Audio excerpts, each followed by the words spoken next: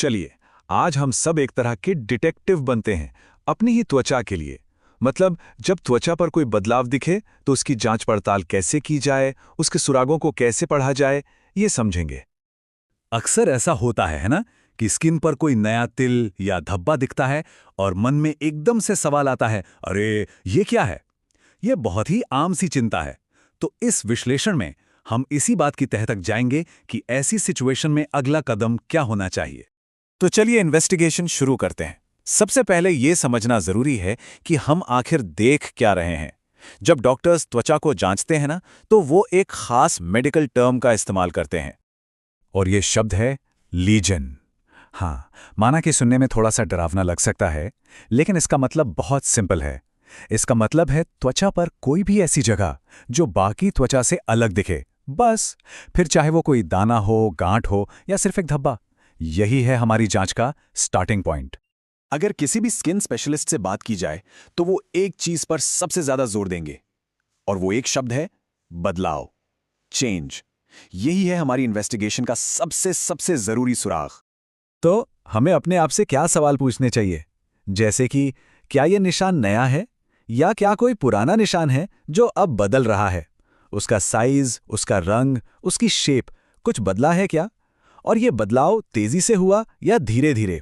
और हाँ, क्या इसमें खुजली या खून आने जैसे लक्षण भी हैं? ये सारे सवाल ना बहुत जरूरी सुराग हैं। ये पूरी कहानी का एक बड़ा हिस्सा बताते हैं। देखिए, किसी भी अच्छी इन्वेस्टिगेशन की तरह कॉन्टेक्स्ट सब कुछ होता है।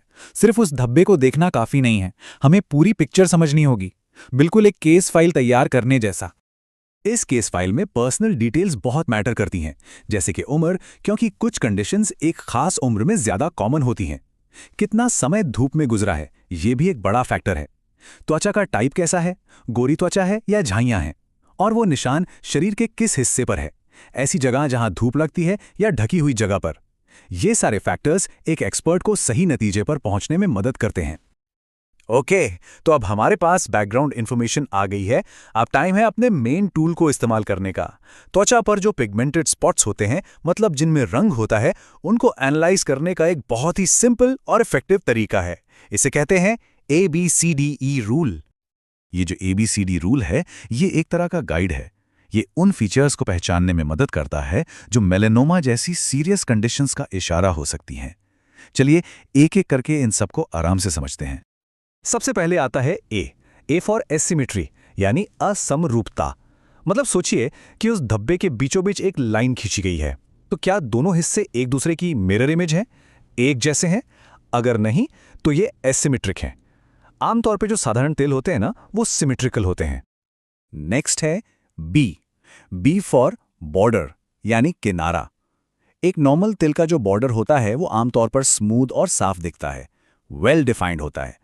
लेकिन इसके उलट अगर किनारा अनियमित है, मतलब आड़ा टेढ़ा है, धुंधला सा है, तो ये चिंता की बात हो सकती है। अब आते हैं सी पर। सी फॉर कलर, रंग।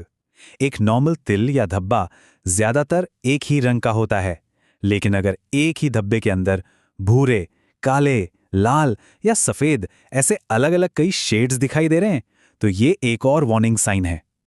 डी का मतलब है डायमीटर, यानी उसका साइज या व्यास।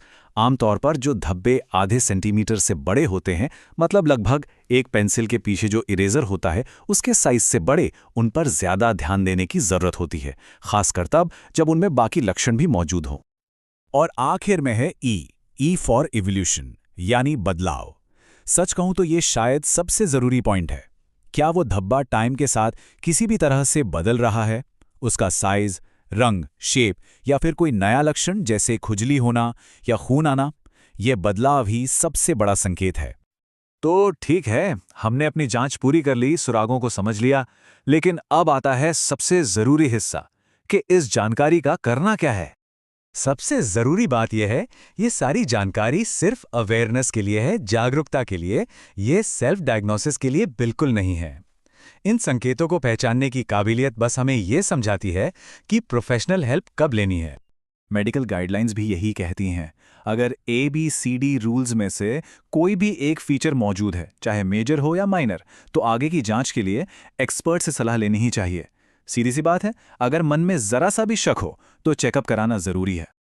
आखिर में इस पूरी इन्वेस्टिगेशन का मकसद किसी को जासूस बनाना नहीं है, बल्कि इसका मकसद है सबको इतना सशक्त बनाना कि वो समझ सकें कि डॉक्टर से कब कांटेक्ट करना है, क्योंकि जानकारी से ही सही समय पर सही एक्शन लेने की ताकत मिलती है। तो सोचिए, अपनी त्वचा की हेल्थ को प्राथमिकता देने के लिए वो एक सिंपल सा कदम क्या हो सकता है जो आज ही उठाया जा सके?